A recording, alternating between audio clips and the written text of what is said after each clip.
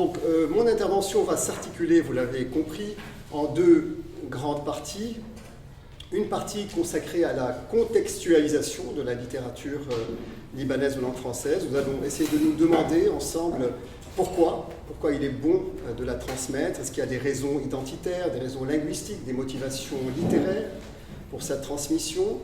Nous réfléchirons ensemble également aux difficultés auxquelles se heurte cette littérature, des difficultés de tous ordres, qu'il s'agisse de l'édition, de la réception française, la réception libanaise, qui est très problématique aussi, vous en savez quelque chose, et également ce qui touche à la production. Est-ce qu'il y a un problème au niveau de la production, au niveau du profil type de l'auteur libanais de langue française ou francophone? Toujours dans la contextualisation, je vais vous proposer un rapide survol panoramique, très rapide, rassurez-vous, de la littérature libanaise depuis sa naissance, depuis 1890, les 4 grandes périodes qui l'articulent. Ce sera juste pour vous donner une idée d'ensemble de la littérature si vous n'avez qu'une connaissance rudimentaire de l'historique de la littérature libanaise francophone.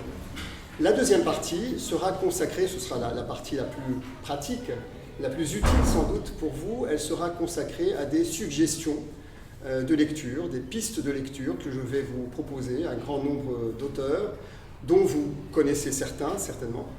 Et je serais très heureux, évidemment, en vous quittant tout à l'heure, si je pouvais vous avoir transmis 2 ou 3 noms qui vous sont inconnus. Voilà pour le plan.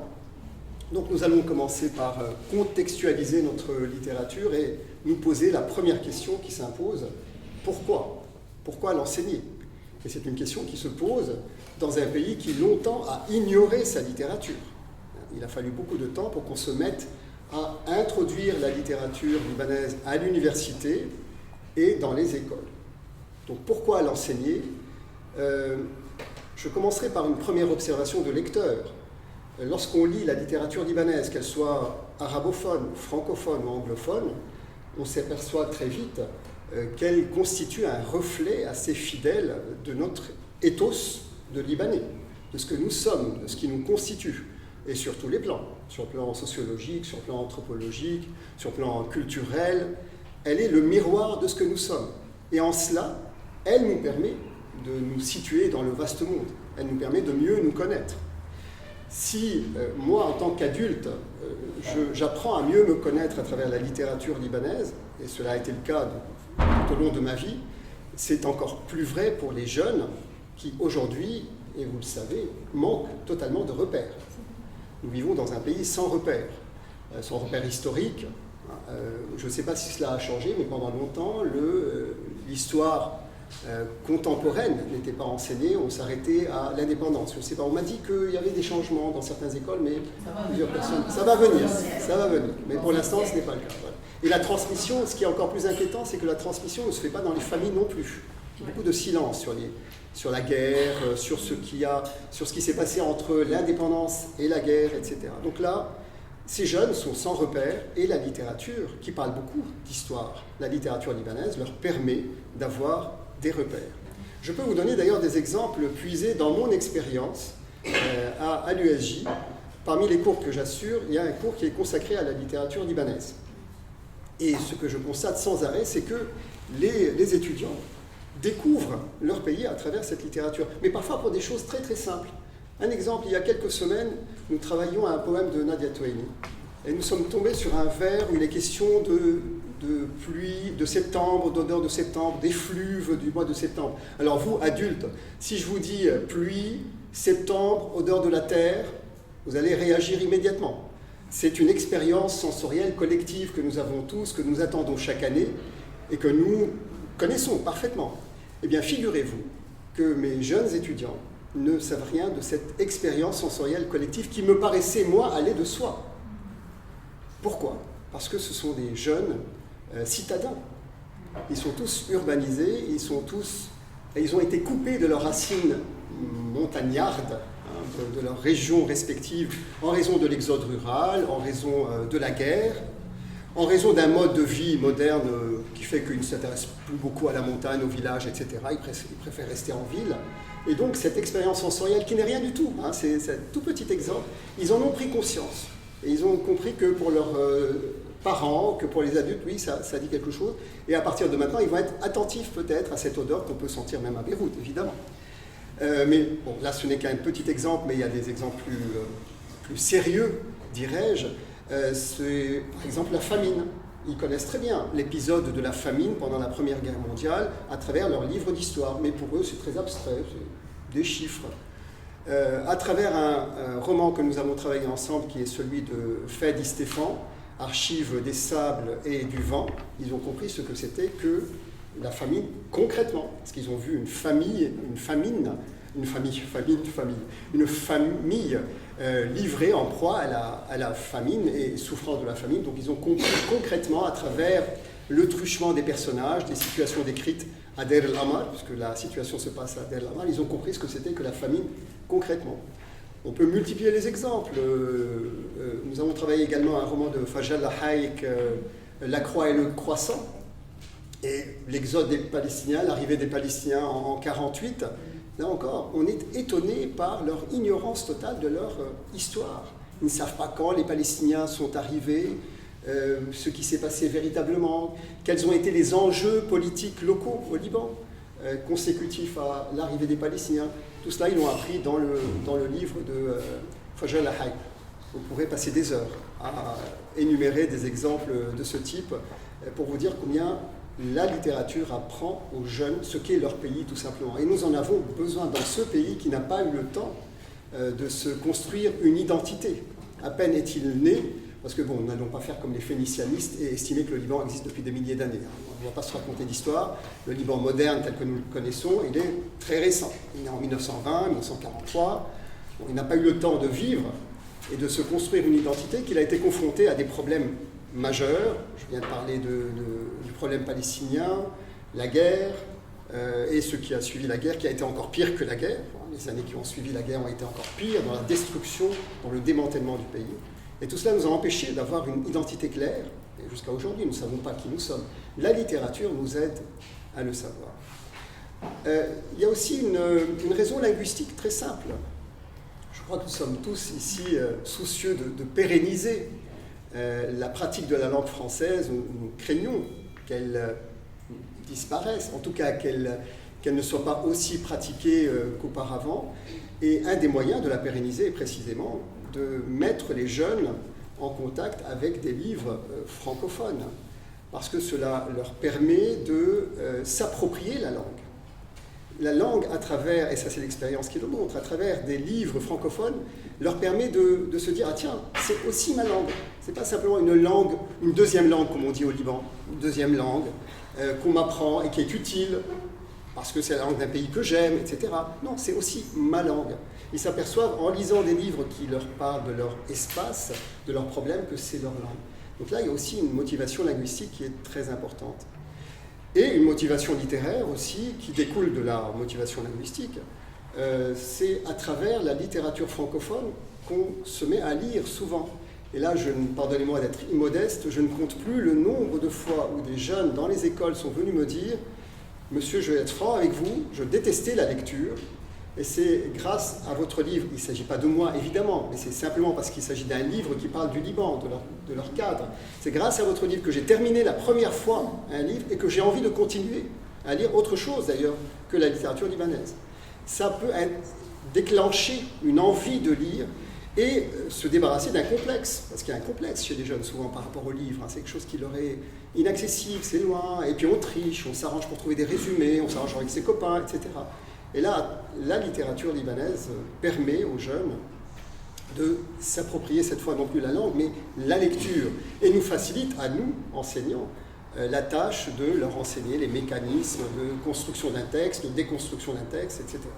Donc c'est également important sur ce plan-là.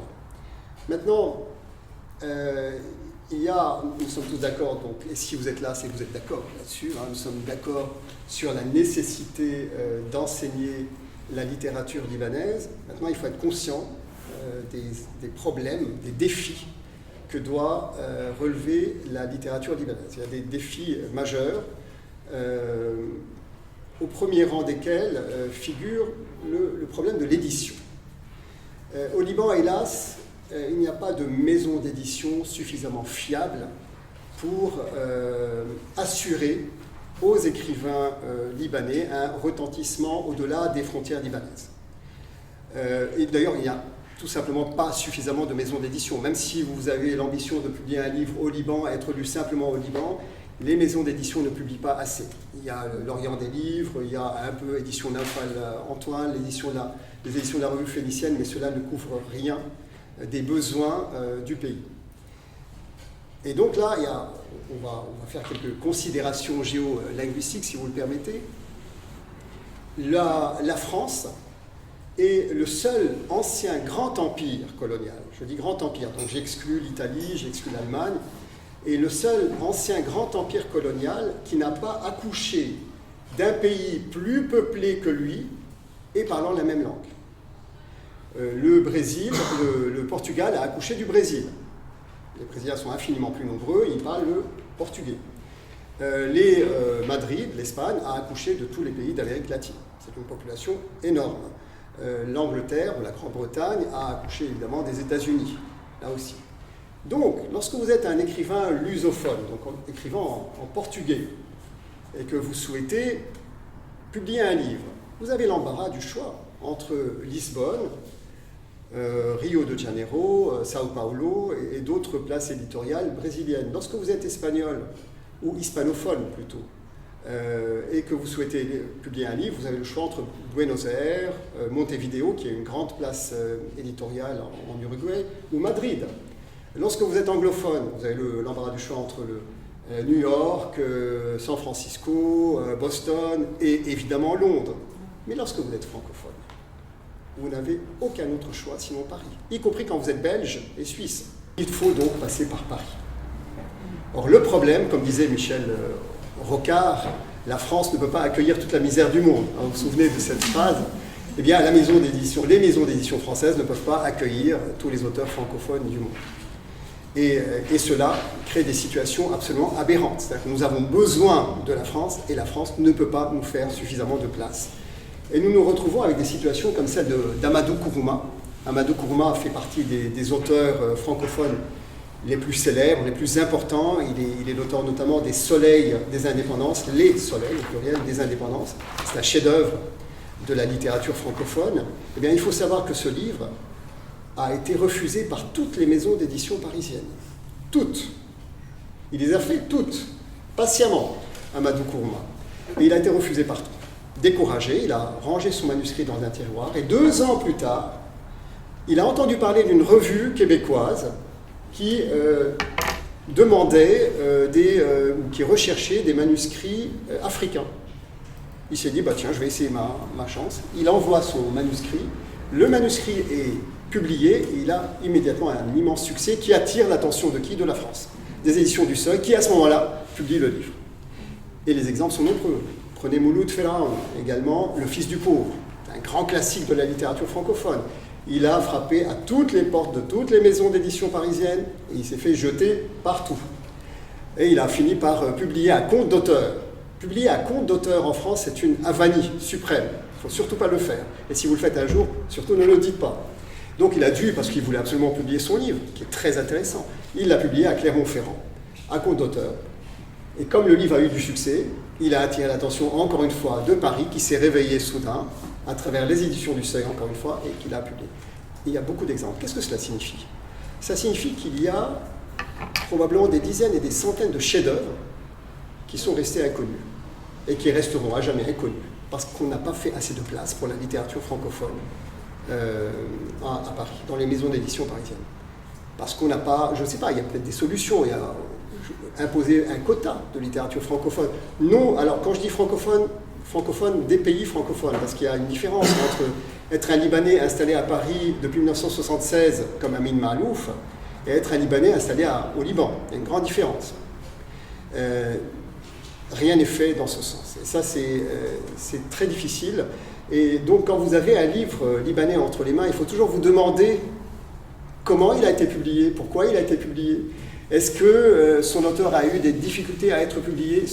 On ne tient pas compte en général de ces paramètres éditoriaux, mais qui sont fondamentaux dans la sélection des livres. Et la conséquence de cela, aussi je viens de le dire, c'est qu'on favorise précisément les écrivains francophones installés à Paris. Eux, parce que comme ils sont installés à Paris, ils ont eu le temps de tisser des liens, de constituer un réseau. Et donc les Libanais, qui sont les Libanais, les écrivains libanais les plus connus aujourd'hui en France, c'est vite vu, hein. André Chédid, Amin Maalouf, Wajdi Ma'ouad et Vénus Khourirata. Voilà les 4 les plus célèbres. Vénus Khourirata est à Paris depuis 1969, Amin Maalouf depuis 1976, André Chédid 46-2011 jusqu'à la date de sa mort, et Wajdi Ma'ouad a quitté le Liban à l'âge de 10 ans et sa vie a été partagée entre le Canada et la France, et maintenant il est depuis plusieurs années directeur du théâtre de la Colline. Voilà les écrivains qui sont. Donc on accorde de l'attention et de l'importance qu'à ceux qui sont là autour de nous, qui sont francisés dans une langue. Il ne s'agit pas de contester évidemment l'identité libanaise, loin de moi cette idée, mais il s'agit de dire qu'en France, en fait, on s'intéresse qu'à ceux qui sont installés à Paris.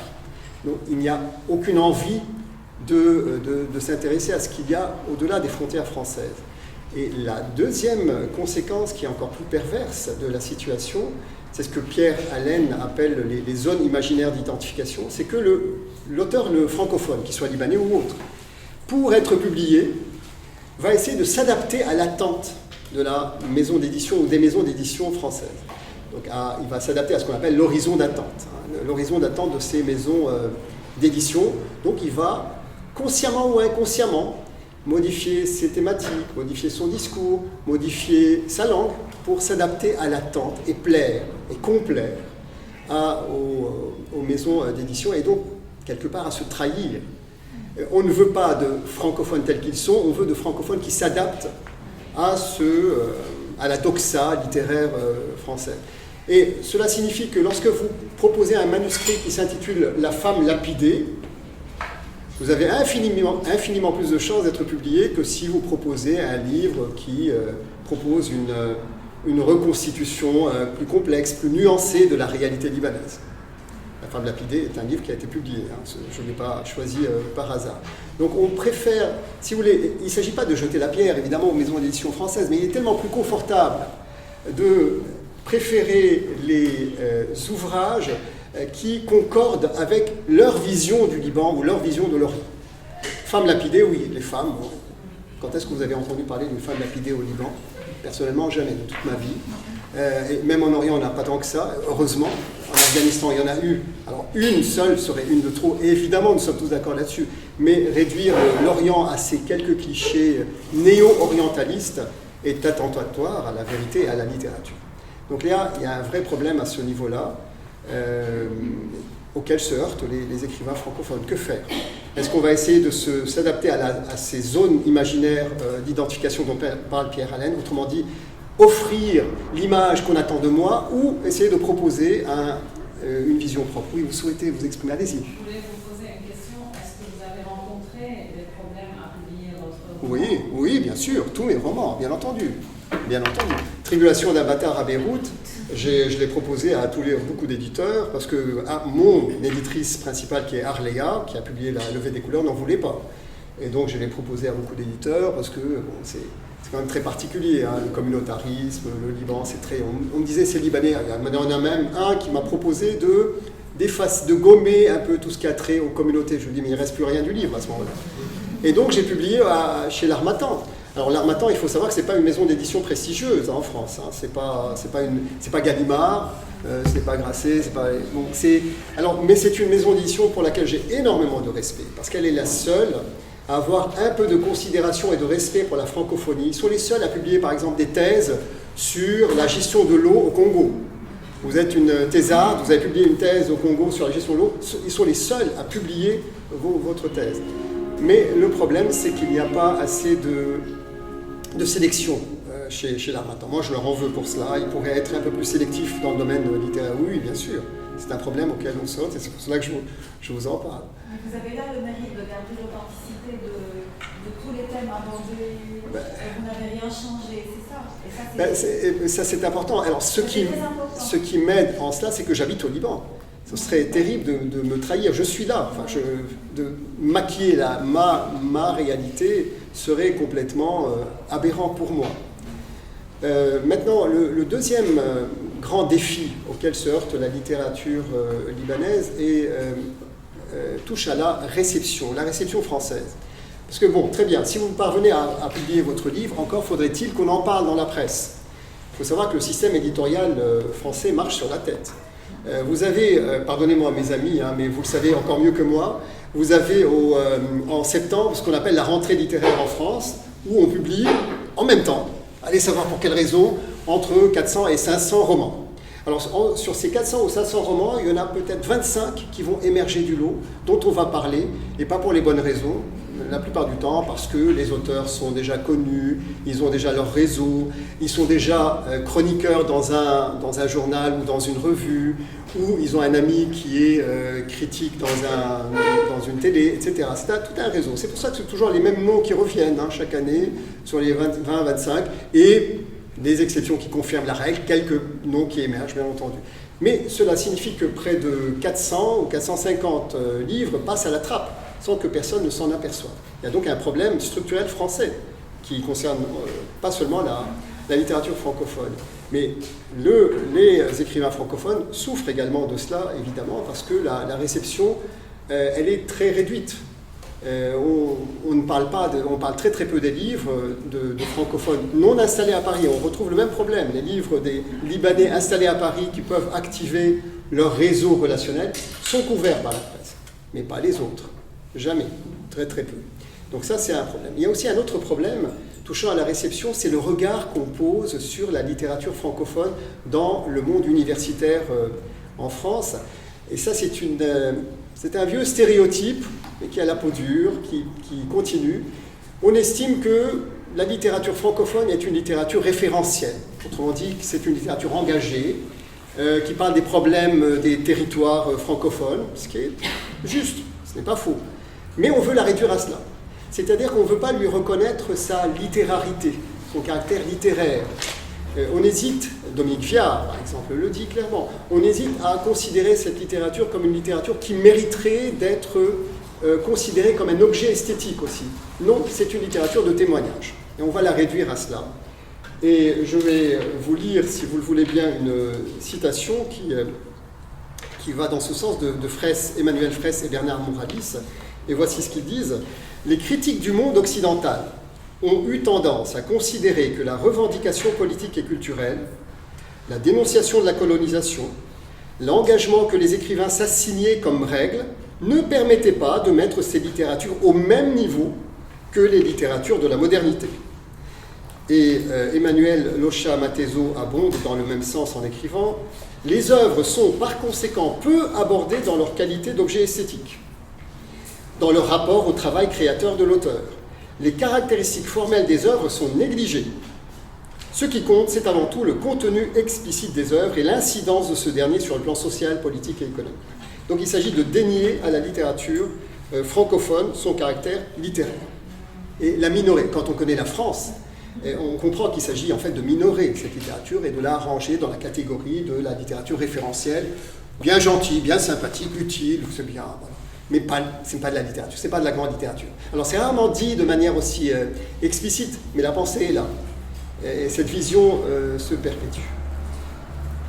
Voilà pour la réception française, mais la réception libanaise n'est guère mieux, mes amis. Alors les choses évoluent, aujourd'hui vous enseignez en 2024, vous constatez que les choses évoluent, vous constatez que le regard sur notre littérature a évolué, mais nous venons de très loin. J'ai été le premier à enseigner la littérature francophone à l'université libanaise. J'ai commencé avant l'USJ, j'étais à l'UL de Fanage, 92-94. J'étais le premier à enseigner et j'ai eu affaire à un chef de département qui était très compréhensif, très gentil. Mais il était réticent, il y avait quelque chose de l'ordre de l'inhabituel, pour dire les choses modérément, dans l'enseignement de la littérature francophone. J'ai fait une thèse aussi, ma thèse porte sur la littérature de guerre, la littérature francophone libanaise, francophone de guerre.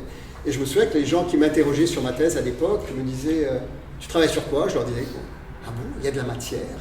Il y avait beaucoup de doutes, de scepticisme.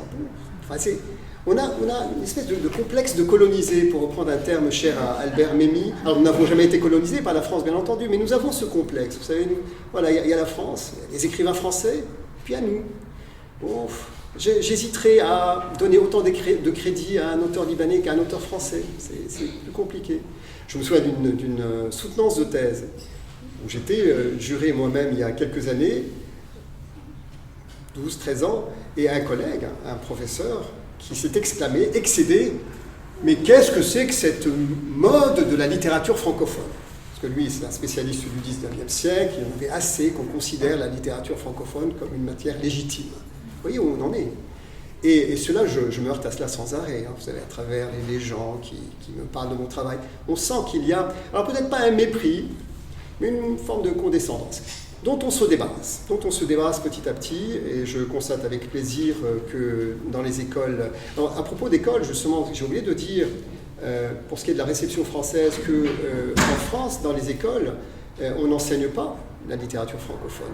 Moi, je le sais parce que chaque année, à l'USJ, j'ai des étudiants en mobilité. Ce sont des étudiants français qui viennent faire un semestre, parfois une année au Liban, et qui suivent nos cours. Et je m'aperçois, à mon grand étonnement, que des noms comme Amadou Kourouma leur sont totalement étrangers. Pourtant, ce sont des gens souvent très calés en lettres, qui ont fait Hippocane, Cannes, qui sont parfois licenciés de lettres ou de philosophie, mais qui ne savent rien. Donc, je les interroge sur leur parcours scolaire, rien dans les écoles.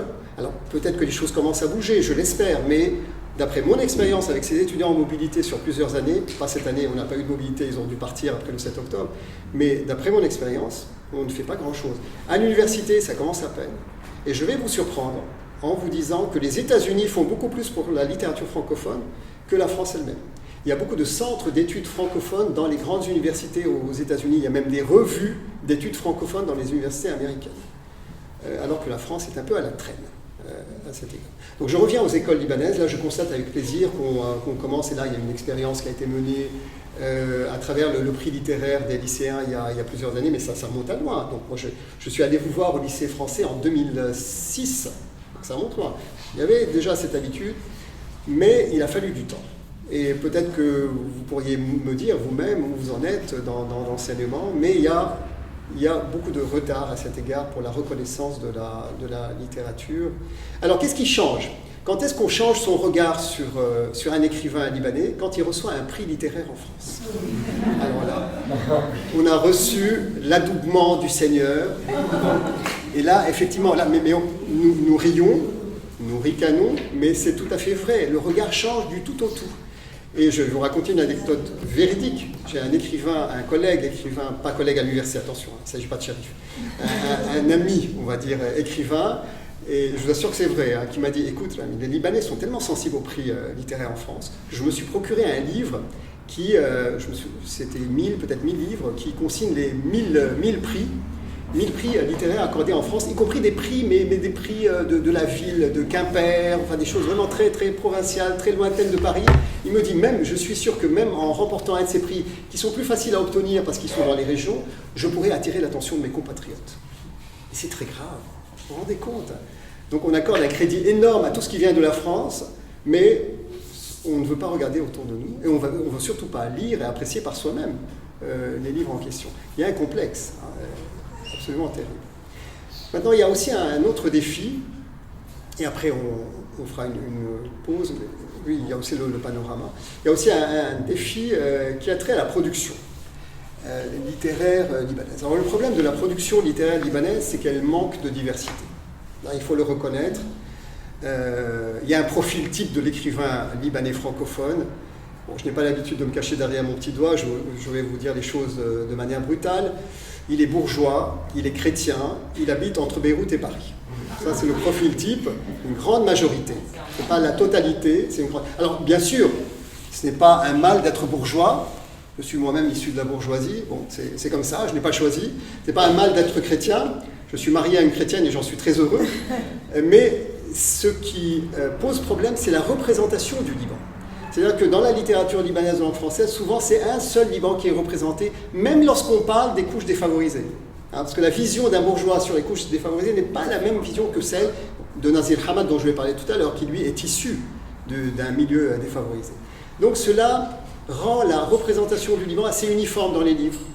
C'est pour ça que dans vos sélections, je vous invite à être un peu plus, voilà, plus ouvert à toutes sortes de perspectives littéraires. Ne vous cantonnez pas à ceux qui sont les plus connus, les plus célèbres.